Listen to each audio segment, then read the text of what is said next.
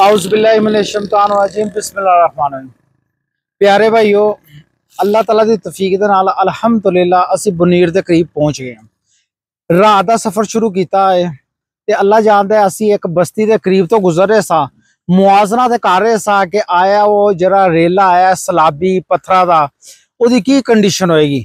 तो यकीनी तौर पर रस्ते च आते हुए मेरे अल्लाह तला ने वो एक मंजर कशी की है, जरा मैं सोचा कि अपने भाइयों नूं जेरे पिछे रजाकार भाई ने या जेरे साथियों ने अपना साजो समान भेजे है, उन्होंने रहनुमाई वास्ते ना एक वीडियो क्लिप बनावा।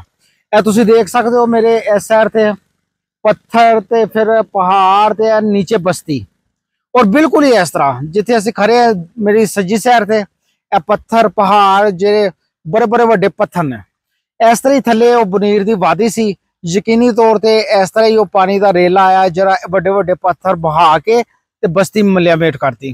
यकीनी तौर पर मैं समझना कि भी ना अल्लाह तला का बड़ा वड्डा फजल ते एहसान है साडे उत्ते कि अल्लाह तला इस गे गुजरे जमाने में भी खैर ते भलाई वास्ते साडे को काम लै रहा। एक मंजर कशी असी कीती है ताकि साथियों को समझने च आसानी आवे कि आया ए जरा इलाका सी वो किस तरह तबाह होया।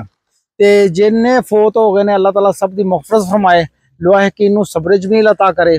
ते जेरे साथियों ने पिछों साजो समान भेजे उन्होंने खिदमत वास्ते रिलीफ वास्ते वो किसी भी सूरत च राशन बर्तन खैमे अल्लाह तला उन्होंने अमल कबूल करके दुनिया ते आखिरत च आसानियां पैदा करे। जज़ाकुमुल्लाह खैरा। अस्सलाम वालेकुम।